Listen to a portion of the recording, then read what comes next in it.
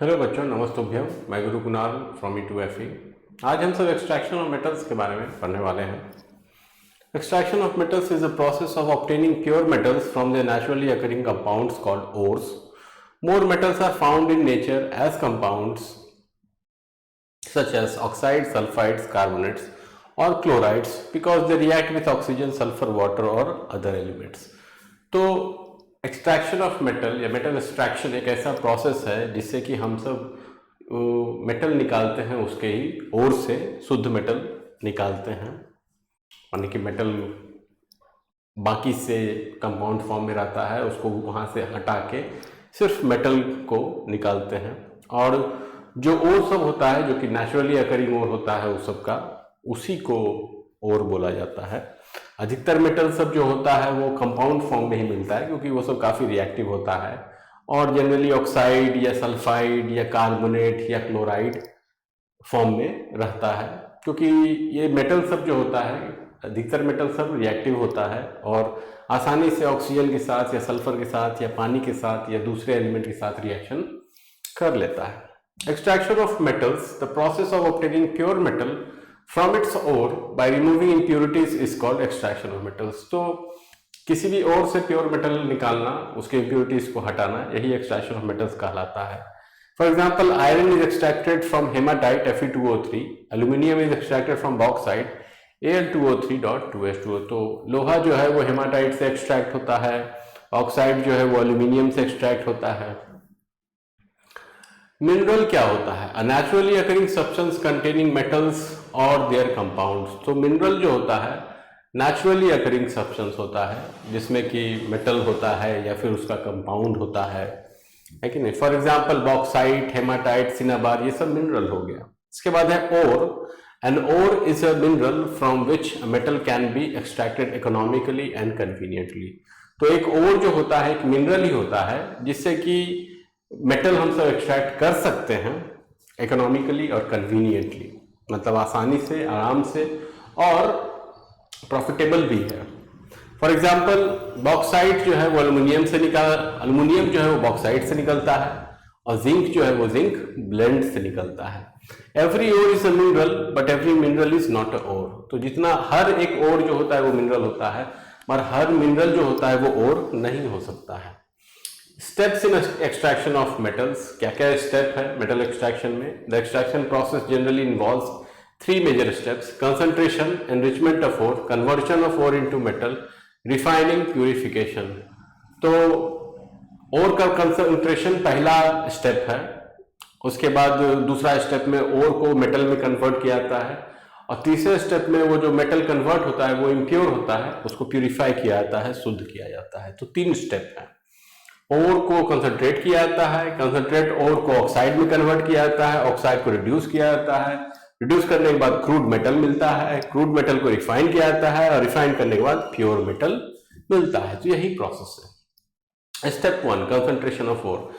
तो पहला step, the ore obtained from mines contain unwanted materials called gangue impurities. Examples of gangue: sand, clay, soil, rocks. These impurities must be removed before extraction. तो सबसे पहला step जो concentration होता है, इसमें mine से जो भी ओर ऑब्टेन होता है उसका साफ सफाई होता है। उसमें बहुत सारा गंदगी होता है, अनवांटेड मटेरियल होता है, इसको गैंग बोला जाता है। गैंग में बालू हो सकता है, मिट्टी हो सकता है, क्ले हो सकता है, पत्थर हो सकता है, इस सबको हटाया जाता है, साफ किया जाता है।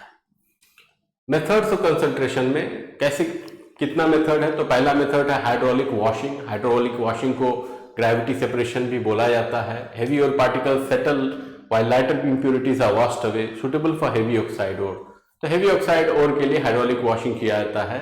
इसमें जो भारी होता है मटेरियल वो बैठ जाता है, जबकि हल्का जो इम्प्यूरिटी सब होता है धुला के अलग हो जाता है। आयरन ओर के लिए यही प्रोसेस यूज किया जाता है। इसके बाद मैग्नेटिक सेपरेशन, ये वहां यूज किया जाता है जहां पे ओर जो होता है वो मैग्नेटिक होता है, इम्प्यूरिटी सब जो होता है वो नॉन मैग्नेटिक होता है। तो मैग्नेटाइट के लिए यही स्टेप यूज किया जाता है। इसके बाद है froth flotation process use for sulphide ores.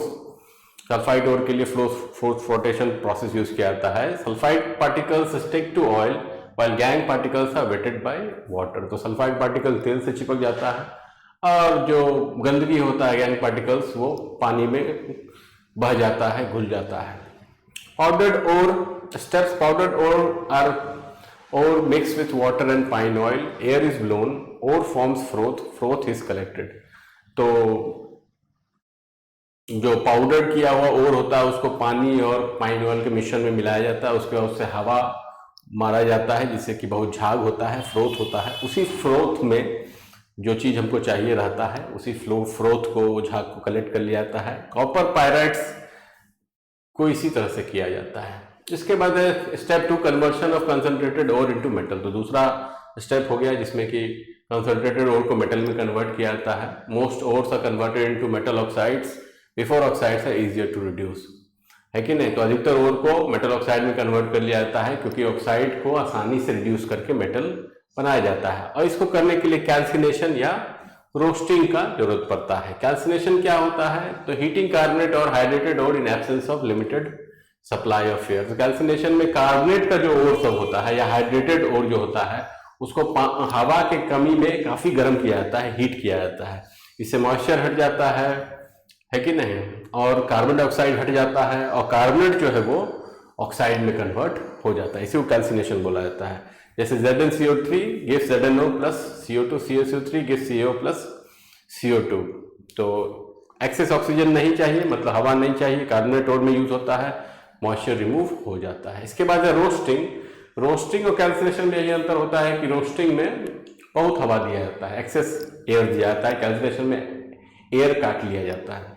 Heating sulphide ores in excess oxygen, और रोस्टिंग जो होता है वो सल्फाइड ओर के लिए किया जाता है। कैल्सिनेशन जो होता है वो कार्बोनेट ओर के लिए किया जाता है। तो purpose convert sulphide into oxide, remove sulphur dioxide. तो सल्फाइड जो ऑक्साइड में कन्वर्ट हो जाता है और सल्फर डाइऑक्साइड भी रिमूव हो जाता है। जैसे कि 2ZnS plus 3O2 gives 2ZnO plus 2SO2, या 2PbS plus 3O2 gives 2PbO plus 2SO2। उसके बाद ये जो ऑक्साइड, जिंक ऑक्साइड बना या लेड ऑक्साइड हुआ, इसको रिड्यूस कर दिया जाता है।